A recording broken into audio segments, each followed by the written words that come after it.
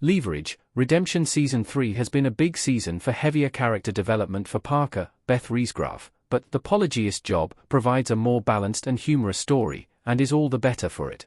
This is not the kind of Leverage, Redemption episode crafted to spotlight a character or two, but is instead the kind meant to showcase how madcap the adventures of the criminals at the center of the story can be. It's a fun ride and feels very much like a classic con the characters might have pulled in the original Leverage series.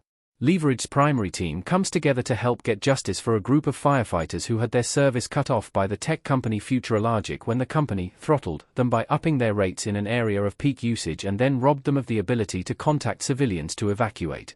It's exactly the kind of story of morality that Leverage loves, but it is not quite as saccharine because The Polygeist Job ups the humor instead. Surprisingly, that humor does not come from quippy one-liners or even the group's confusion about discovering the Futurologic executives are the members of a polycule. It comes from the camp of the cabin in the woods con. The Polygeist Job is great at leaning into its horror theme. The cheesy slasher style hides a real threat. Leverage, Redemption is extremely fun when it leans into the themes of the cons in the episodes. While a lot of those can be more serious episodes, The Polygeist Job leans way into the comedy while using horror movies as a backdrop. The only other series that might do that as well is Psych. Psych had a lot of pop culture parodies, however, and Leverage is not known for that. The group heads to a campground and takes over the area, leading the retreat for Futurologic. That allows Brianna, Alice Shannon, to be the inside man as a public relations hire, and everyone else to play horror movie archetypes. Parker clearly has the most fun at that, and Riesgraf is delightful in the role, while Christian Kane is equally hilarious, even though Elliot is not having nearly the amount of fun as Parker is. The horror ideas used are a little disorganized overall, as the episode borrows from classic summer camp slashers, stories of haunted dolls, and a tale of a creepy cult in the woods, but the disorganization only adds to the confusion for the marks, splitting them up, and leaving me more amused than I should be at their fear.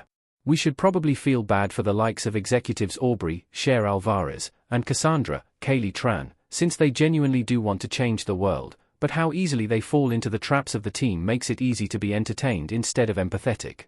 The cheesier slasher elements, like Parker at both her creepiest and most flirtatious as she attempts to lure one of the members of the polycule to her, are hilarious. So is Parker air dancing after pretending to get strung up in the woods. It's those moments that remind us how fun the con is. The cast knows exactly when to play the roles as slightly over the top, and when to pull back from them. Seeing them go from horror movie archetypes to themselves is a little jarring at times, but it works for the episode. The North Korean assassins feel unnecessary. They overcomplicate the con.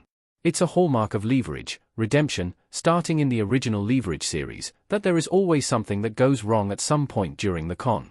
This time around, it's North Korean assassins who are after Futurologic's founder because he lost their government's investment in the company. They interrupt the con to kidnap Aubrey and question her about company founder Matt, Benjamin J. Young. Of course, Elliot and Parker step in to help her, adding to her already confused state. While the complication that usually happens about 2/3 of the way into the episode is always unexpected, it also always ends up serving the con. Here, I'm more curious about how the con would have played out without the assassins. They seem like overkill. The endgame of A Cabin in the Woods is clearly to terrify the executives and get them to report the strange goings-on to the police, only so they will be in place to report the money laundering later. But what was next for Aubrey? Cassandra and Sam had already been dispatched, but Aubrey was kidnapped by the assassins instead of being scared by Parker or Elliot. What horror movie trope would they have pulled on her? Or would they even have needed one? Aubrey is the member of the group who seems to care the most about bringing good into the world, so they might not have even needed to take the con further. The polycule provides a great nod to one of Leverage's most enduring fan theories. Though the polycule connection is underutilized. Sophie Devereaux, Gina Bellman, Parker, Beth Riesgraf, and Elliot Spencer, Christian Kane, with a laptop in front of them in Leverage, Redemption Season 3 EP9 image via Prime Video. The polycule is actually underutilized in the episode since the members of it are split up so quickly by the Leverage team, so we do not get to understand the full extent of their dynamic. Sam, Adam Hensley, and Cassandra have no problem immediately turning on Matt, and Aubrey only references them as her friends, so it appears like they might not have all been quite as close as the beginning of the episode would suggest, but the polycule provides a great reference to classic Leverage. When Brianna has the realization that Futurologic's executives are a polycule, she does so after making a list of their interactions via comms with the Leverage crew. Parker, Sophie, Gina Bellman, and Elliot all mirror the same traits Brianna describes as they sit close together, Elliot's hand on Parker's shoulder, and Sophie playing with Parker's hair. They are stronger together, use we when talking about the crew, etc. The end of the episode even cuts Parker off from asking if they are a polycule. We know that the Leverage crew is family and not in a polyamorous relationship, but an old fan theory would suggest otherwise.